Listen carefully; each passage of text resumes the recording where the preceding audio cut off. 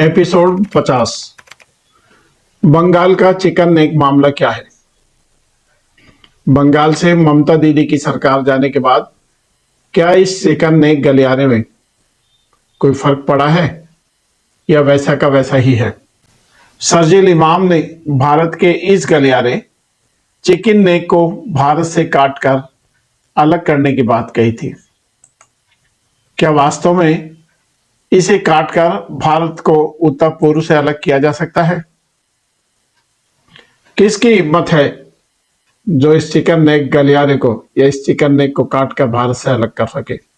किसने अपनी माई का दूध पिया है जो भारत से चिकन नेक गलियारे को काट सके? बात आमजन के विशेष आज के इस एपिसोड में आप सभी को रमेश अग्रवाल का नमस्कार।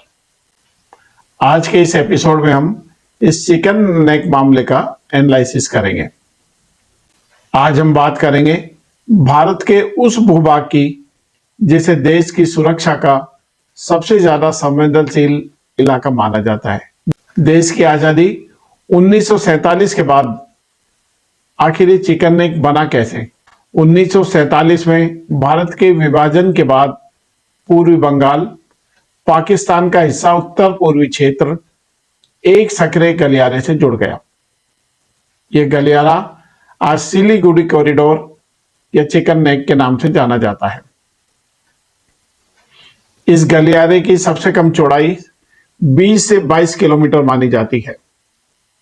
इसके पश्चिम में नेपाल, पूर्व में बांग्लादेश, उत्तर में भूटान और उससे आगे चाइना है। 2017 का डोकलाम विवाद इस मामले में और ज्यादा महत्वपूर्ण माना गया क्योंकि यह क्षेत्र और क्यों बन गया था। शरजील इमाम नाम के एक प्राणी ने इस बारे में क्या कहा, आइए सुनते हैं उसकी एक वीडियो क्लिप। तो हमारी ये कोशिश रही है दिल्ली में कि हम एक ऐसी भीड़ को बना पाए जिसमें गैर मुस्लिम हमारे साथ नारे तकबीर लगाएं, ठीक है, और वो हमारी शर्तों पे खड़े हो हमारे साथ। अगर वो हमारी शर्तों पे नहीं खड़े हैं तो मतलब वो हमारा इस्तेमाल कर रहे हैं और हमारी भीड़ का इस्तेमाल कर रहे हैं, जो कि उन्होंने 70 साल से किया है। अब वक्त ये है कि हम गैर मुस्लिमों को बोलें कि अगर हमदर्द हो तो हमारी शर्तों पे आगे खड़े हो। अगर हमारी शर्तों पे नहीं खड़े हो तो वो हमदर्द नहीं है हमारे।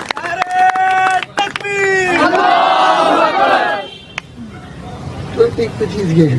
दूसरी मैंने बिहार में देखा, अच्छा बिहार का एग्जाम्पल दूंगा। बिहार में बहुत सारी रैलियाँ हो चुकी हैं, हर रोज़ एक दो बड़ी रैली होती है। आप वो कन्हैया वाली रैली देख लीजिए, 5 लाख लोग थे उसमें रैलिया में।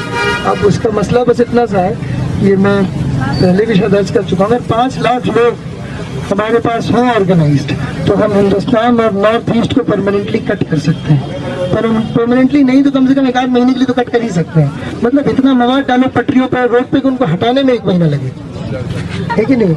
जाए एयरफोर्स से असम को काटना हमारी जिम्मेदारी है। असम और इंडिया कट के अलग हो जाए तभी ये हमारी बात सुनेंगे। असम में जो मुसलमानों का हाल है आपको पता है, सीए नाफिज हो चुका है, वहाँ डिटेंशन कैंप में लोग डाले जा रहे हैं, है ना। और वहाँ तो खैर कत्लेआम चल रहे हैं, 6-8 महीने पता चलेगा सारे बंगालियों को मार दिया गया, हिंदू हो या मुसलमान, ठीक है। तो अगर हमें असम की मदद करनी है तो हमें असम का रास्ता बंद करना होगा फौज के लिए, समझ रहे हैं? फौज के लिए और जितने भी जो भी यहाँ से सप्लाई जा रहा है बंद करो। और वो बंद कर सकते हैं क्योंकि चिकन नेक्स्ट मुसलमानों का है, वो जो इलाका है मुस्लिम अक्सरियत है। उसने कहा था कि यदि लाखों लोग संगठित होकर इस कॉरिडोर का अवरुद्ध कर दें तो उत्तर पूर्व से भारत का संपर्क बाधित किया जा सकता है या उत्तर पूर्व से भारत को काटा जा सकता है। इस देश का अन्न जल, देश की हवा पानी, इस देश के संसाधनों का भरपूर उपयोग करने वाले देश के गद्दार, देशद्रोही शरजील इमाम के देश को तोड़ने वाला भाषण आपने सुना। इसके इस बयान से देश भर में भी उस समय विवाद पैदा हो गया था। उसके विरुद्ध कई राज्यों में एफआईआर दर्ज हुई, पुलिस ने उसको गिरफ्तार किया। उसके भाषणों के विवाद में अदालत में केस दायर हुए, अदालतों में केस चले। आइए सबसे पहले लोकसभा में भारत के गृह मंत्री अमित शाह का बयान सुनते हैं। कुछ लोगों ने दिल्ली में नारे लगाए कि चिकन नेट को हम काट देंगे। क्यों भाई, कैसे काटोगे? ये कोई पिताजी का भूमि है क्या? ये भारत का भूमि है, कोई इसको हाथ नहीं लगा पाएगा।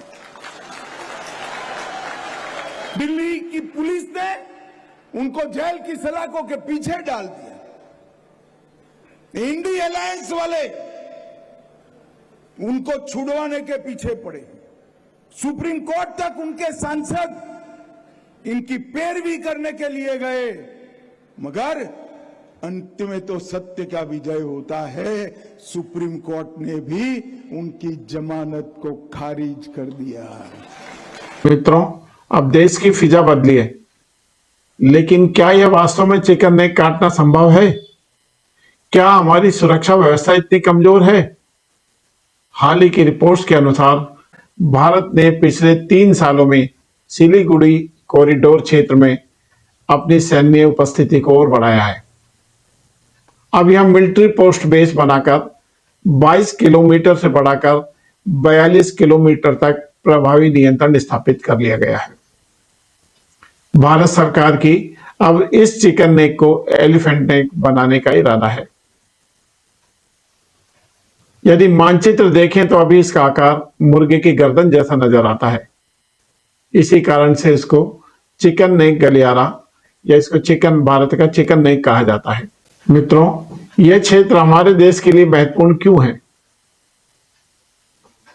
अगर हम इसका अध्ययन करें तो हम पाएंगे कि उत्तर पूर्व के 8 राज्यों, जिसमें असम, अरुणाचल प्रदेश, मेघालय, मणिपुर, मिजोरम,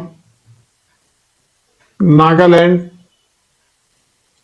त्रिपुरा, सिक्किम,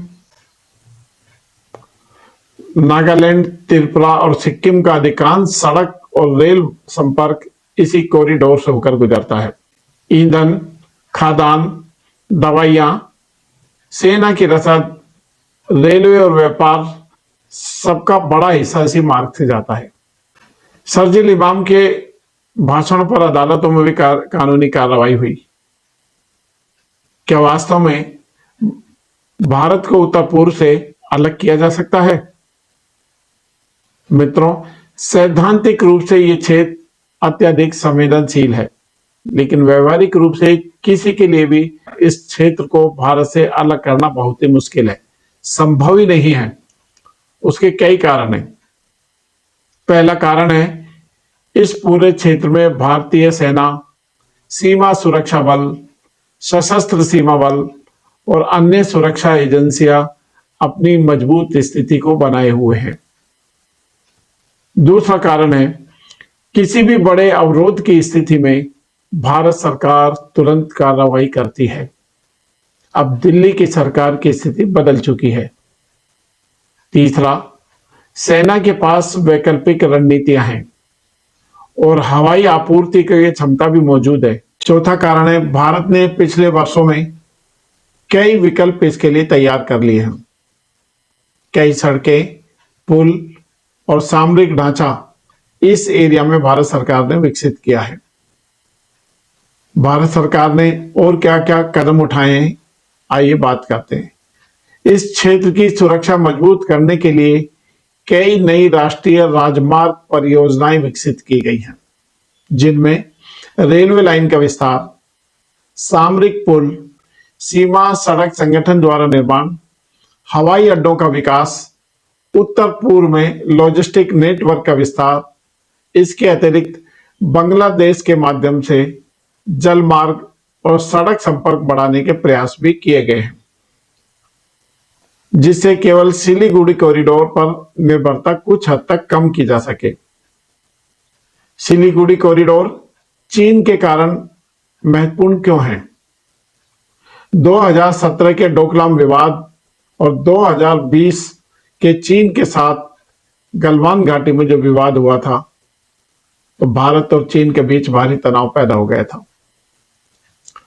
चीन की अब तक की कार्रवाइयां और चीन की अब तक की नियत और नियति को देखकर यह चिकन नेक हमारे देश के लिए और भी महत्वपूर्ण हो जाती है। यदि कभी भी चीन की सीमा पर तनाव बढ़ता है, तो उत्तर पूर्व में सेना तक रसद पहुंचाने के लिए यही सबसे सस्ता सुलभ रास्ता है। इसलिए भारतीय सेना चिकन नेक या सिलीगुड़ी कॉरिडोर को अत्यंत संवेदनशील मानती है। क्या केवल भारत के पास ही ऐसा कॉरिडोर है? जी नहीं, दुनिया के कई देशों में इस तरह के संकरे भूभाग हैं जिनका सामरिक महत्व बहुत अधिक है। इसी कारण सरकारें वहां अतिरिक्त सुरक्षा व्यवस्था बनाकर रखती हैं। फिर भी लोकतंत्र में विचार व्यक्त करने का सबको अधिकार है, लेकिन यदि कोई व्यक्ति ऐसा बयान देता है जिससे देश की अखंडता, संप्रभुता और राष्ट्रीय सुरक्षा पर प्रश्न खड़े होते हैं, तो कानून अपना काम करता है। अर्थात देश को तोड़ने वाले शर्जील इमाम और जेएनयू में सरकारी सुविधाओं पर पल रही ऐसी ताकतें अब जेल के अंदर हैं। निष्कर्ष, आखिर में इस एपिसोड में जो बातें हमें सिलीगुड़ी कॉरिडोर के बारे में की, उनका निष्कर्ष क्या है? मित्रों, सिलीगुड़ी कॉरिडोर भारत की जीवन रेखा है। यह सही है कि यह क्षेत्र बहुत संवेदनशील है, और यह भी सही है कि इस पर सुरक्षा एजेंसियां लगातार निगरानी बनाए रखती है। भारत सरकार इस मामले में जरा भी कोई समझौता नहीं करती और उन्होंने किसी भी दुश्मन की कार्रवाई के खिलाफ भारतीय सेना को खुली छूट दी हुई है। अब 2014 का भारत नया भारत है। इसमें सेना के हाथ बंधे हुए नहीं, सेना के हाथ खुले हुए हैं। लेकिन ये कहना कि कोई भी समूह आसानी से भारत के उत्तर पूर्व से इसे अलग कर सकता है, भारत की सुरक्षा व्यवस्था, सैन्य तैयारियां और वैकल्पिक व्यवस्थाएं इस तरह के जोखिम से निपटने के लिए हमेशा हमेशा से सक्षम रही है। दोस्तों, राष्ट्रीय सुरक्षा पर जुड़े विषयों पर बातचीत हमेशा सोच समझ के और प्रमाणों के आधार पर हमको करनी चाहिए। आज के एपिसोड में बस इतना ही। कल किसी नए विषय के साथ आपसे फिर मुलाकात होंगे। अगर आज के एपिसोड में हमारे विचार आपको ठीक लगे हों, अच्छे लगे हों, तो इस चैनल को सब्सक्राइब करें, लाइक करें और शेयर करें। नमस्कार, शुभ रात्रि, धन्यवाद।